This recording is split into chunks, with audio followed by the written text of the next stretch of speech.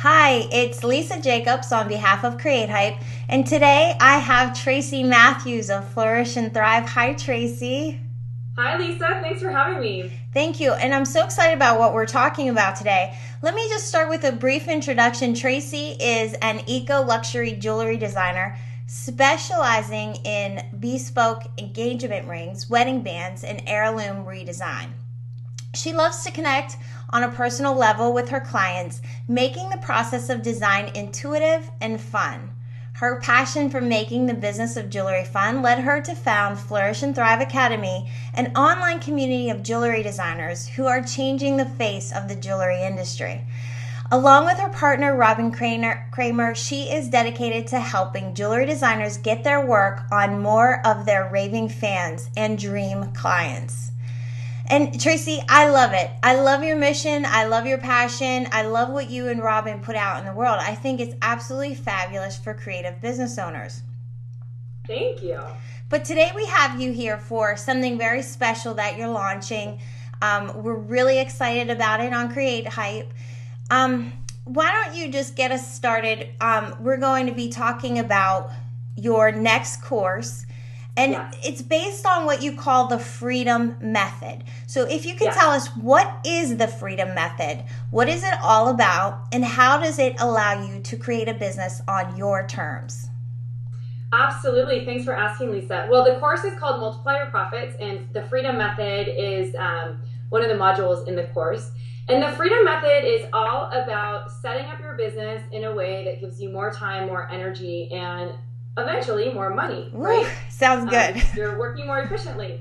So basically, the Freedom Method is really just the method of systematizing your business. And I know that sounds so not sexy for creative people because we're like, oh, I'm creative. I just want to, go with the flow and stuff like that. But I can guarantee you that if you use this method, even as a creative person, that you will ultimately be able to set your business up on your own terms because every process is systematized. You're not trying to reinvent the wheel every time you do something, every time you approach your clients, every time you, produce a new piece of jewelry. Like, you can apply the Freedom Method into any area of your business, like collecting money or, reaching out for sales calls. And like I said before, like one of my favorite ways to really use it is in the production cycle because it makes it really easy for other people down the road to come step in when you're eventually ready to get some help on. That makes sense. And the reason this helps you set your business up on your own terms is because when there is a standard procedure or process or system, whatever you want to call it, or formula, maybe if that sounds better to you, a way to do everything that you do in your business from A to Z, it makes it really easy for you not only to step away and take a vacation when you want to, but if you wanted to hire someone, let's say you got a really big order from a store, if you decided that wholesale was kind of your thing, and there was no way you could produce it in the timeline, you could get someone in there really easily because all of the basically the formula on how to make a piece of your jewelry is already set there for the person to just come in and make it. And it makes everything in your life just so much more efficient. So that's why we call it the Freedom Method, because it creates a lot more freedom in your life. And who doesn't want that? It sounds like a breath of fresh air. It really sounds lovely and smart too. Why is it important to have a CEO mindset instead of a maker mindset? I know a lot of people get caught up in, I always say our perspective is always too close. So I understand from your explanation of the freedom method that it is about getting on top of things, looking down with clear perspective and setting everything up for success. So why is that important to kind of back up and take that CEO perspective? Well, it's really important to start, approach your business with a CEO mindset. If you're just a single business owner, there's a huge possibility that you're doing everything. But if you don't start with a CEO mindset and sort of think about how you want your company to grow, what your actual vision is for your business, how you see your jewelry out in the world, like who you want wearing your pieces, all of these things, like looking at the big picture, becoming a visionary and stepping out of like all of the doing, like being stuck in your business. And there's this great book, and I love to reference it all the time, called The E-Myth by a man named Michael Gerber. And there's some quote, I'm probably going to totally massacre it, but it's, most people go into business because they want to create a job for themselves, not because they're real entrepreneurs. And what some people who think that they're entrepreneurs are actually technicians in an entrepreneurial seizure. And so a technician is really defined as someone who's always doing, like a maker or or like, he uses this example in the book of like a pie baker or something. So it could be anything, right? But it's really, when you are always in maker mindset, and it's something that, when you're just starting out in your business, you kind of have to be, right? But if you're always in that mindset and you're not thinking big picture and not thinking about what it is that you want, what ends up happening is that you start to grow, and then you start to hit roadblocks because you aren't prepared for how to either overcome them or for how to move through them, and how to actually get the people on that you need to help you out. So it is important, regardless if you're a 50-person jewelry company or a one-person company, which a lot of us are. And I'm still technically a one-person company, even though I have a team of contractors that I work with, to approach your business with that sort of mindset. That sounds great. And how you've set you are setting yourself up like this, though, right? You Absolutely. are, yeah. And I love that idea. I mean, I know we all need it. We all need to approach that from the long-term build. And it's one of the biggest pitfalls when you are waiting for success already and it's not coming, and you really have to set out for the long term. So how has acting like a CEO allowed you to build your business on your terms? Well, it helped me to, for those of you who don't know me or who are new to me, I did have a wholesale business for many, many years, and it eventually failed because of some mistakes that I made. So I learned from those mistakes, and it was part of the reason why I started Flourish and Thrive Academy. So today, when I started, or not today, but several years ago when I started my custom jewelry business, it was really important for me to learn from my mistakes and grow. So what I did from the get-go, I didn't really even hear about this book, The E-Myth, until I was in business for 8 years, and I had my wholesale business for 11. And I think back, my operations manager at the time was my sister, and we always used to sit there and talk about how, gosh, we wish we could just start this business over by using the material that we learned, on how to set your business up in a systematic way from the get-go, because as we grew, we wouldn't have been coming up against all those struggles. So I knew that was a really important thing to do from the get-go. And what I decided to do this time around, and because I understood the value of my time and how much more, and how I could really grow my business, maybe is the best way, by acting like a CEO. So what I did was I came in, I created processes for everything, like how, when a client emails me about a custom piece of jewelry, how am I going to handle that? What are the standard things that are going to be in the response?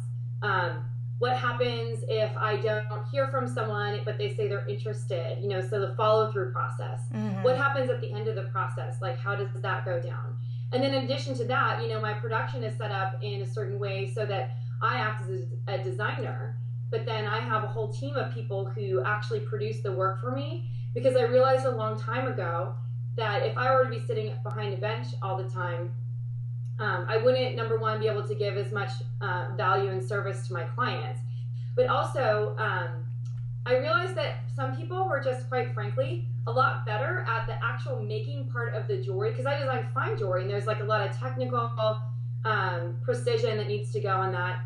And I realized that, when I was starting to work with some of these model makers, they're a lot faster, and they can produce, I would be able to produce a lot more by outsourcing that type of work, the things that I'm not the best at. Mm-hmm. And ultimately what that ends up doing is allows me to kind of work in my zone of genius. And I personally know what that is. And for everyone, it's going to be very different. But for me, it's really connecting with people and, engaging with my clients, and also being out there in the world, which for me means more sales, and then this ends up trickling down in so many other ways in your business, allowing you to have a lot more freedom. So just a little side note about this, what ends up happening is that for me, one of the things that I really value is the availability and potential to be able to travel when I want and to be able to work remotely if I choose to. So, my business is definitely based in New York, but there have been several times over the last couple years that I was able to leave projects with my team, go to Bali or to Nicaragua or wherever, and leave for sometimes 3 weeks at a time and still be working and still be running my business. And so that's the flexibility, and I think this is really important because we work with a lot of people who are parents, and they want to spend time with their children. And, it's really hard, there's so many designers that we work with. They're like, yeah, well, I'm working before my kids get up, or the short period where they're at school, and then all the way till 2 in the morning every single day. And that's a hard grind. It's if you set this up so that you can actually outsource the stuff that you don't need to be doing. And for some people, it might not always be making the jewelry, but in my case it was, but there are lots of other things that you can outsource, different types of parts of your business, which we teach you a lot about that in Multiply Your Profits. When you learn to do that, what it ends up doing for someone who has a family is it allows them more time to spend with their family and less exhaustion, which I think is really, really important. We all need our sleep, right, Lisa? Right. I love that. I think that's such a smart approach. And, when you're telling your story, I've actually never heard that part where you said that you failed. And I've talked to you a few times, but it feels strangely good to hear you say you failed, and not because of the failure, but because I think it's one of our biggest fears all the time. It's something we carry around. What if I do all this and it's all for naught? What if it tanks? What if something happens to it? And that's why it feels so good to hear you say it, because when you say it, then you go on in the story, and the rest of the story is then I rebuilt it, and when I rebuilt it, I rebuilt it better. And it feels like refreshing, a breath of fresh air. It makes you feel okay, no matter what happens, I can do this. And as long as I set it up with a smart strategy, I can apply it to whatever I want to build. So I'm loving it. I'm really digging this. So now, where would a creative entrepreneur start when choosing to use your freedom method for their own business? That is a great question, Lisa. I would just start, number one, by sort of making a list of all the things that you love to do and all the things that you hate to do. And that's a really great place to start. Because you know what you love to do in your business. I know I love connecting with the clients. I know that I love talking about my work. I know that in Flourish and Thrive Academy, the things that I love to do, it's really engaging with the people in our community. But and I know other things that I like to do in both of my businesses. And so I set both businesses up so that I get to focus on those things. And the other things that I don't like doing, the technical stuff, or, dealing with a lot of all of my social media writing, I do some of it, but, certain things, I've realized that they aren't really in my zone of genius. And for my jewelry business too, I mentioned this earlier, the thing I didn't love the most anymore was not making the jewelry, which sounds so weird as a jewelry designer to say, but it's the truth, because I knew that other people were better at it, and I enjoyed other parts of the business so much more. So I still do enjoy playing around, and I love carving and playing with fire sometimes too, but I know that on a day-to-day basis, that's not what I'm meant to be doing all the time. So anyone can do this. First, everyone's list is going to be different. And then I would start breaking down each of those sections and start sort of mapping out what you're doing on a daily basis. So you can just start recording what you're doing. How do you spend your time? And then you're going to start recognizing where you're wasting a lot of time. Mm-hmm. And then ultimately what you can do is just create a system for each part of your business, document it very well, and then you can keep it either in a binder or on your computer, whatever works for you, if you like paper or digital products, so that when you're ready to get other people in to help you or even if you're not sure if you're ready to get people in to help you, it might make you see, oh, I can get someone in to help me to do things for my business to help it run more efficiently. And then I think on the final note, what it also helps you do is realize all the stuff that you're wasting time on that you can just stop wasting time on and ditch it. Because I would say a lot of entrepreneurs who've kind of like created businesses or whatever, we sometimes think things that are not very important are really important. Not really that important. That's very true. Sometimes if you just let it go, like it ends up being like a huge burden lifted, you know. I totally agree. I know exactly what you're talking about. I totally agree. So give me the full name of this course. I know it's the Freedom Method, but the course is... The Freedom Method is one of the, one of our signature trainings in the Multiply Your Profits course. Okay. We are, the course runs from May 6th to June 13th this year. 14. This year is 2014. So, and it's a 6-week course filled with a ton of great information about creating systems, treating your business and running your business like a CEO. We don't want to scare you, though. It doesn't mean that you have to stop making jewelry. This has nothing to do with that. Yeah. It's about setting up your production in the right way. It's about inventory management. It's about how to build a team eventually when you're ready, or if you already have a team, how to build a better team. The differences between contractors and employees and when it's right to hire one or the other. A bunch of stuff that's all best practices related, like how to set up a system of best practices in your business. And then the thing that everyone loves to hate is the financial aspect of like how to understand your cash flow, how to run your business on cash flow, how to understand accounting systems and bookkeeping. And I think the wonderful thing about this course is that we always have really great guest contributors. And this year we have some awesome people coming in. We can't announce the person's name yet for legal reasons. We'll be able to announce it in a few weeks. But someone's coming from a really big company who's going to come and talk about inventory management, which is something we always get questions about. We have a couple of great attorneys talking about the difference between employees and contractors, which I mentioned earlier, trademark and copyright and intellectual property laws, and when to get a trademark or when to copyright your work. And then we also have someone coming in to talk about legal entities in your business, like should you be a sole proprietor, an LLC, or an S Corp, and when is the right time for that.